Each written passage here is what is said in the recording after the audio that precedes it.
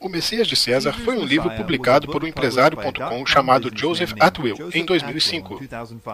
Ano passado, ele lançou um documentário baseado no livro e de repente todo mundo está falando porque Atwill fez o comunicado de imprensa mais enganador do mundo para a sua sessão de cinema em Londres. Richard Dawkins em seguida retweetou o comunicado, mesmo dizendo que não endossava a teoria, e agora essa teoria de 8 anos de idade é notícia novamente. Obrigado, Richard Dawkins.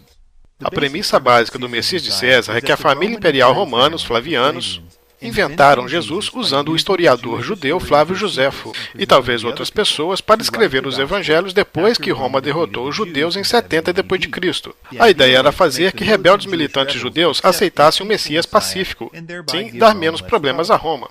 Atwill diz que o Novo Testamento foi escrito em um código que exige que você leia a Guerra dos Judeus de Josefo junto com o Novo Testamento para entender a piada.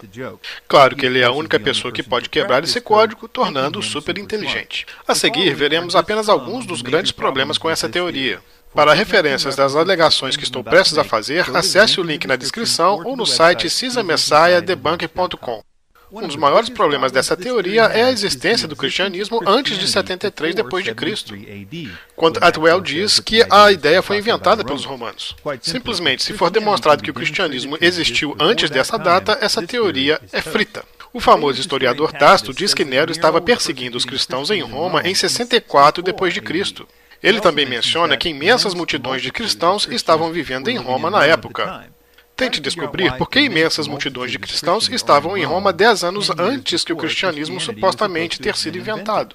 Suetônio também menciona Nero punindo cristãos, bem como muitos historiadores cristãos. Isto parece uma péssima ideia de relações públicas, escrever esse tipo de coisa. Ei pessoal, junte-se à nova religião para que possamos queimá-los vivos e julgá-los aos leões. A folha de inscrição está logo aqui. Paulo, que pela tradição foi morto por Nero em torno de 66 d.C., escreveu 13 das cartas do Novo Testamento, todas elas muito cristãs.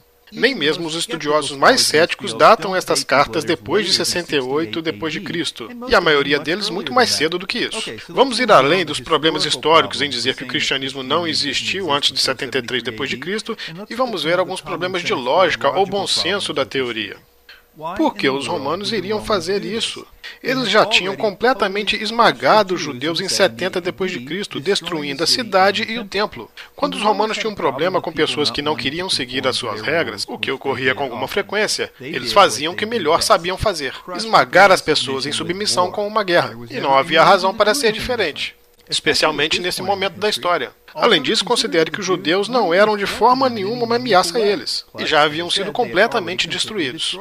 Atwill, em resposta a J.P. Holden sobre o ponto de que os romanos já tinham derrotado os judeus, disse: bem, sim, mas Josefo menciona que os romanos tinham alguns problemas com alguns rebeldes judeus de Alexandria, logo após a guerra. Holden respondeu dizendo: o que Josefo se refere é a distúrbios em Alexandria que foram instigadas pelos Sicari, que havia fugido para Jerusalém depois de ter sido espancado ali. Então, isso na realidade não foi mais do que uma limpa depois de uma vitória decisiva. E devo acrescentar, não há razão para Tito inventar uma religião para eles, uma vez que os venceu tranquilamente lá também. Ok, então vamos olhar um pouco para o Novo Testamento que Tito supostamente inventou e ver se faz sentido para você que os romanos o criariam e realmente desejariam que as pessoas o lessem. Então, os romanos criaram um cara que disse coisas como: toda a autoridade no céu e na terra foi dada a mim, Mateus 28, 18. Jesus diz repetidamente a seus discípulos que a fidelidade a ele é superior às outras lealdades, incluindo autoridades políticas.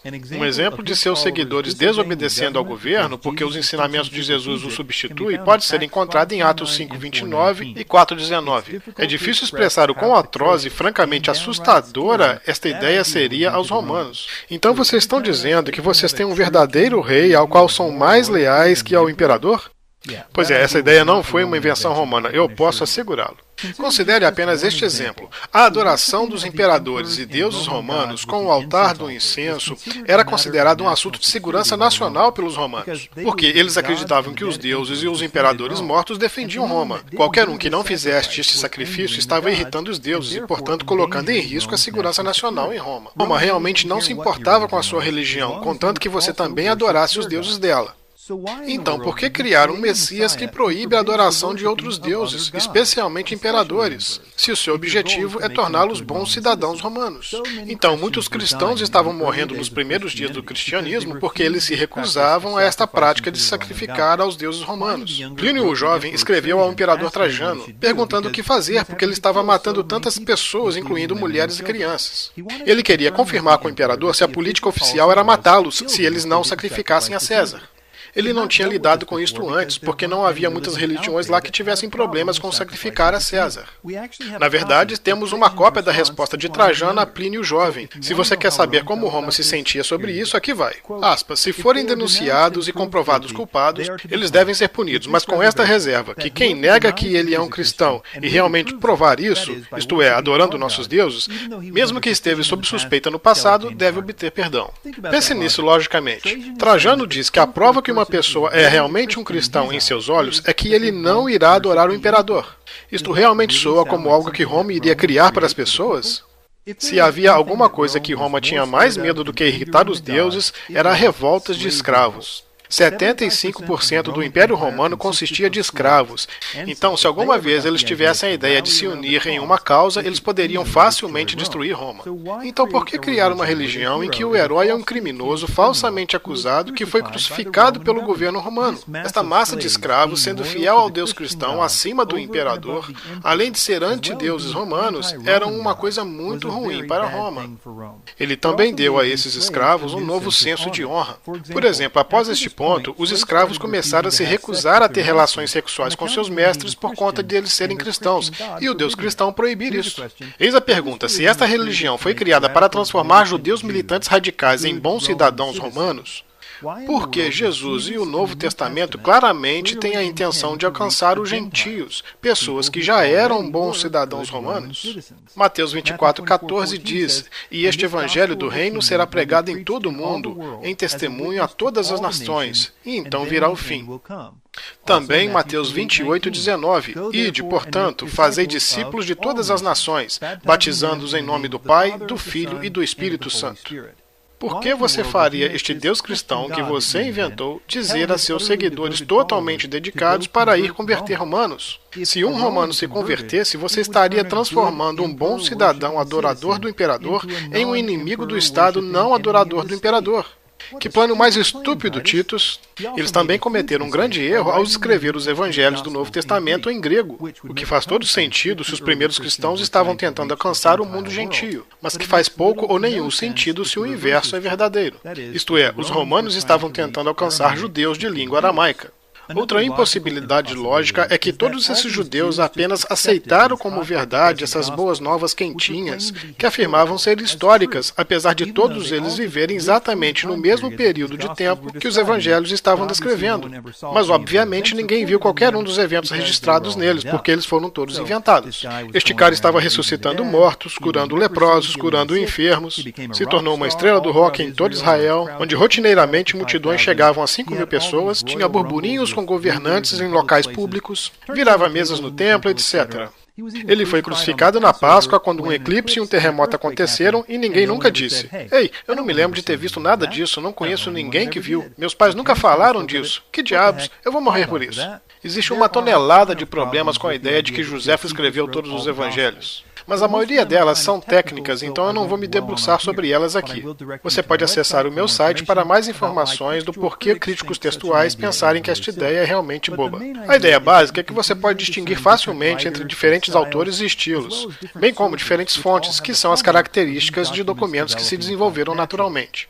Como Atwill não tem história ou ciência real alguma a seu lado, ele passa a maior parte do seu tempo no que ele chama de paralelismo entre o livro de Joséfo, a Guerra dos Judeus, e o Novo Testamento. Atwill afirma que, comparando esses dois trabalhos, você pode quebrar o código que mostra que Jesus estava sendo comparado ao imperador Tito. Um revisor do livro de Atwill, que pensa claramente que Jesus é um mito, não tendo, portanto, nenhuma razão religiosa para discordar dele, disse o seguinte sobre os seus paralelos. A história de Jesus é um mito, mas a apresentação de Atwill de provas e descobertas são complicadas.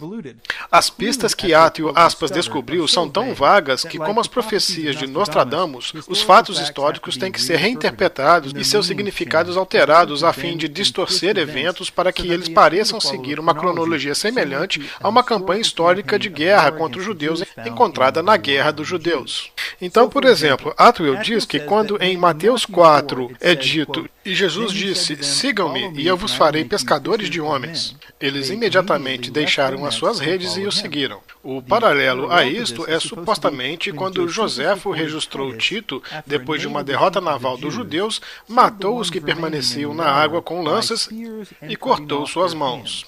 Se você não vê o paralelo, provavelmente é porque você não é tão inteligente quanto Atwill. Afinal de contas, ele é o único que sabe o código secreto do Novo Testamento. Talvez ajude se eu explicar um outro alegado paralelo. Joséfo relata que uma mulher chamada Maria comeu seu filho durante o cerco de Jerusalém, quando não havia mais comida. Atwill diz que este ato horrível de morrer de fome era para representar Jesus dizendo que o pão na última ceia representava o seu corpo, que seria quebrado para eles. Estes tipos de afirmação, é claro, são infalciáveis. Sempre que você optar por mudar significados a seu gosto, você pode fazer qualquer coisa se encaixar. Assim, essa seção do livro dele é praticamente inútil. No entanto, eu vou fornecer links para refutações adicionais de seus paralelos, bem como o máximo de informações que eu possa encontrar na desmistificação da teoria de Atwill no meu site caesarmessiahdebunked.com. Obrigado pelo seu tempo.